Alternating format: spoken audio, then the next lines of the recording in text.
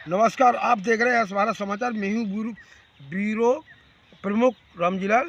और आज मैनपुरी में जो भारतीय किसान यूनियन के जो टिकैत साहब के एक संगठन चल रहा है, उसके पदाधिकारी इन्होंने जिले स्तर से काम करके आज प्रदेश स्तर में इन्होंने नाम रोशन किया है। वो हमारे बीच हैं और किसानों की समस्या के लिए हर वक्त तैयार रहते हैं। मैं आज कुछ खास खबर के लिए ये आया हूँ मैं, क्योंकि किसानों से ही समस्या होती है और समस्या निदान भी होती है। क्योंकि किसान एक और सरहद पर लड़ने वाला जवान दोनों ही अपनी जगह पर बरकरार रहते हैं। इसलिए मैं ज़मीनी स्तर से जीरो टैलेंट से मैं खबर को आपको सभी दर्शकों को दिखाने की कोशिश करता हूं। मैं कैमरा पसंद करूँगा, थोड़ा सा दिखाएं सामने। ये खेती, इनकी किसानी खेती, इसके बीच में बैठे हुए हैं। इनको मैंने अपने हिसाब से इनसे टाइम लिया है। टाइम इनके पास नहीं था, लेकिन मजबूरी कारण जब मैं आ गया, जब मीडिया आ गई, तो किसान आ गए और किसान के नेता भी आ गए। इसलिए मैं आप इनसे बात करता हूँ।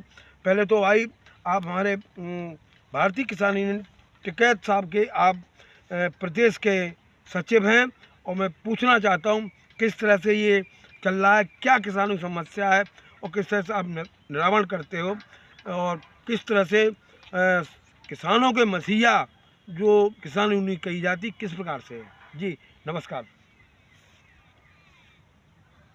आज आपके चैनल और आपका स्वागत करता हूं कि जो आपने किसानों की आवाज़ को सार्वजनिक करने का फैसला लिया है, ये बहुत ही, इसके लिए मैं आपको धन्यवाद का पात्र देता हूं। आज सरकार की नीयत और नियत दोनों में अंतर है। जी। जब चुनाव होता है तो किसानों से कुछ वादा करते हैं जी। और जीतने के बाद या सरकार पे सत्ता आसीन होने के बाद किसानों को बिल्कुल भूल जाते हैं। जी। आज किसान की हर जगह लूट हो रही। आलू का किसान बिल्कुल बर्बाद हो गया, जिसने डीएपी 1700 से 1800 रुपये की डाली और आज आलू 2 रुपया किलो में मंडी में बिक रहा है। जी। जी। लेकिन सरकार का कोई ध्यान नहीं है। जी। इसी तरीक़ा से अन्य फसलों पर एमएसपी का वादा करने के बाद इसी सरकार ने आज दिन तक उस पर दोबारा मुड़ के नहीं देखा और न एमएसपी देने के उसमें है, मूड में है। ये सारी चीज़ें हैं किसानों के लिए। किसान के पास तो सिर्फ एक संघर्ष का रास्ता बचा है। उस संघर्ष के रास्ते से ही अपनी मांगों को पूरा करेगा। जहाँ पर भी देखा जाए किसान का उत्पीड़न हो रहा है। जिला का प्रशासन किसानों को खाद ओवर रेटिंग में मिल रही है, फिर भी उस पर ध्यान नहीं दे रहा है। तमाम ऐसी समस्याएं किसानों की हैं जो सरकार और सरकार के में बैठे प्रशासनिक अधिकारी कभी ध्यान नहीं देते हैं। इसके लिए संगठन मजबूत करके आंदोलन का ही एक रास्ता बचा है, तो इस पर भी विचार हो रहा है। और जब तक किसानों की जायज़ मांगों को सरकार नहीं मानेगी, सरकार के सामने जी जी जी जी एक मिनट। आपका वहाँ पर आंदोलन हुआ, आंदोलन के साथ साथ तमाम नेता है और उन्होंने आश्वासन दिया, तो क्या था वो? गाजीपुर बॉर्डर पे तमाम सरकार के नुमाइंदे आए, सरकार के प्रतिनिधि आए, उन्होंने झूठे वादे किए। हम लोगों को लिखित में भी एक पत्र दिया था, लेकिन उस पर कोई अमल नहीं किया गया। ये वादा खिलाफी है। इसके लिए देश के किसानों पर सरकार पे बहुत रोष व्याप्त है।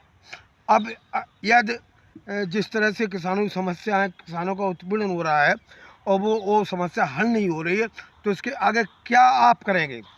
नहीं, हम लोग संगठन को मजबूत कर रहे हैं। जगह जगह जाके, पूरे प्रदेश में नहीं, पूरे देश में हमारे नेता लोग और हम लोग भी जा रहे हैं गांव-गांव, और जल्द एक बड़े आंदोलन की रूपरेखा तैयार होगी, जिसकी घोषणा जनवरी में प्रयागराज में की जाएगी।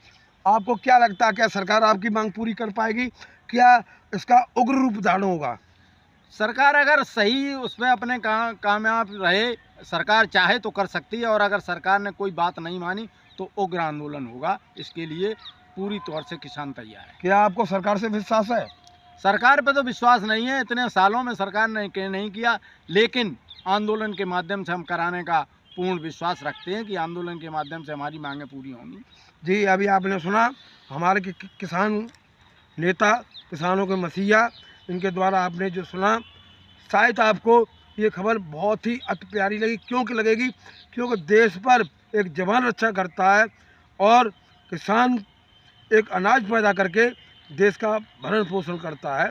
इसी के साथ मैं Ramjilal Goswami, bureau editor S Bharat समाचार।